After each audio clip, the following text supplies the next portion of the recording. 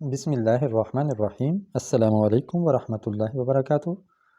شائقین خوش خطی کو خوش خطی کی کلاس میں خوش آمدید۔ باب نمبر 5 بڑے الفاظ پہ مشتمل ہے۔ آج ہم سبق نمبر 52 پڑھیں گے۔ آج کے سبق میں ضاد، را اور با سے بننے والے بڑے بڑے الفاظ شامل ہیں۔ تو اس کے اندر جو ضاد ہے اور رے، یہ بڑے خط میں کیسے لکھتے ہیں چھوٹے قلم کے ساتھ، سب سے پہلے اس کی پریکٹس کر لیتے ہیں، اس کے بعد ان سے انشاءاللہ ہم الفاظ بنائیں گے۔ تو آپ دیکھیے، ملاحظہ فرمائیے،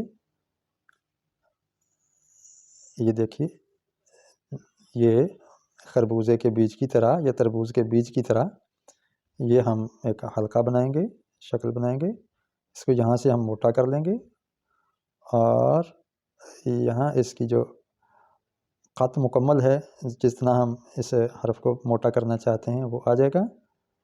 اور یہاں دیکھیں ہلکی سی گلائی ہے، اس کے بعد یہ نیچے سیدھی لکیر ہے، تقریباً 2 خط، 1 اور 2۔ اس کے بعد ہم ادھر کو 3.5 خط یا 3.25 خط تک اس کی ہم چوڑائی رکھیں گے، اور دائرے کی جو گہرائی ہے وہ 2.25 یا 2.5 خط تک ہوتی ہے۔ تو ہم 2.25 لے لیتے ہیں۔ اس کے اندر گلائی ایسی ہونی چاہیے کہ اندر گویا انڈے کی سی گلائی بن جائے، اور باہر اس کی ہم موٹائی لے رہے ہیں۔ موٹائی ہم اتنی ہی رکھیں گے جتنی اس سواد کی مٹھی میں لی تھی۔ یہ دیکھیں، اب ہم اس کی فلنگ کر لیں تو یہ ہمارے پاس ضاد بن گیا، ضاد کا بہت ہی پیارا سا دائرہ۔ اس کے اوپر ہم یہ نقطہ ڈال رہے ہیں۔ نقطہ بالکل چکور تو ہوتا ہے لیکن ہلکا سا مڑا ہوا ہوتا ہے، بینڈ ہوتا ہے اس کے اندر ہلکا سا۔ یہ دیکھیں، تو یہ ضاد بن گیا۔ ایک اور دلچسپ انداز ہے اس کو کہ اگر ہم دیکھیں، یہ اس کو شیڈ لگائیں، ایک اور کلر سے لگا دیتے ہیں۔ اس کی جو شیڈنگ ہے، یہ دیکھیں اس طرح ہوگی، گویا ادھر سے روشنی پڑ رہی ہے تو شیڈ اس طرف آ رہی ہے اس کی۔ یہ ہم نے اس کو گرین شیڈ دے دی ہے، اور یہ نقطے کو بھی ہم نے شیڈ دے دی، اور اس کے اندر بھی ہلکا سا شیڈ آ گیا ہے۔ اب ہم ایک ایسی طریقے سے اس کو لکھیں گے کہ صرف شیڈ ہی سے واضح ہو جائے کہ یہ کون سا لفظ ہے۔ یہ بھی ایک دلچسپ ہے۔ مثلا دیکھیں، یہ اور یہ، پھر ادھر، ادھر اور ادھر، اور ہم نے اس پہ نقطہ یہ بنا دیا۔ دیکھیں صرف شیڈ ہے اور پتہ چلتا ہے کہ یہ کس لفظ کا شیڈ ہے، کس حرف کا شیڈ ہے۔ اب ہم اس سے لفظ بناتے ہیں آگے۔ ضرب، ضرب سے چھوٹے سے چھوٹا جو لفظ بنتا ہے اس کا معنی ہے، یہ بن گیا ضرب۔ ضرب کا معنی ہوتا ہے مارنا۔ اضراب، اضراب یعنی دوسرے سے پٹائی کروانا۔ ایک ہے اضطراب، اضطراب، اضطراب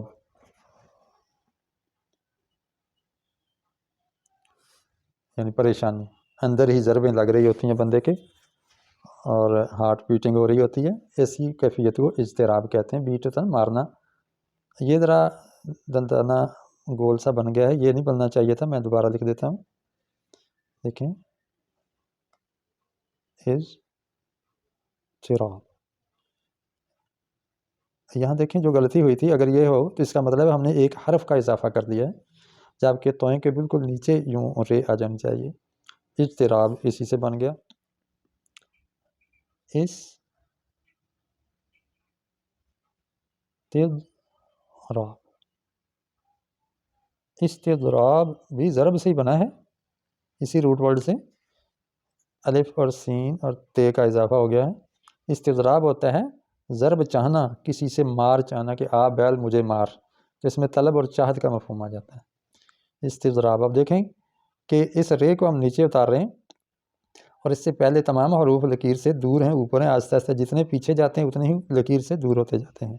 تو اردو لکھائی میں یہ طریقہ ہے کہ جتنے زیادہ حرفوں کو آپ جوڑیں گے اتنی اونچائی سے شروع کریں گے اور آہستہ آہستہ اسٹیپ بائی اسٹیپ درجہ بدرجہ نیچے کو اترتے چلے جائیں گے، حتیٰ کہ اس کا جو آخری حرف ہے وہ اپنی جگہ پہ لکھا جا سکے۔ استضراب، اسی طرح ایک لفظ انضراب، باب انفعال سے انضراب، اس کے اندر بھی مار کا ہی مفہوم ہے، یعنی خود ہی مارنا۔ ایک ہی اسی سے بنتا ہے مضاربہ۔ مضاربہ یہ ایک تجارت کی ایک قسم ہے، مضاربہ، کہ آپ پیسے دیں اور دوسرا محنت کرے اور منافع آپ تقسیم کر لیں، تو اس بیع کو مضاربہ کہتے ہیں۔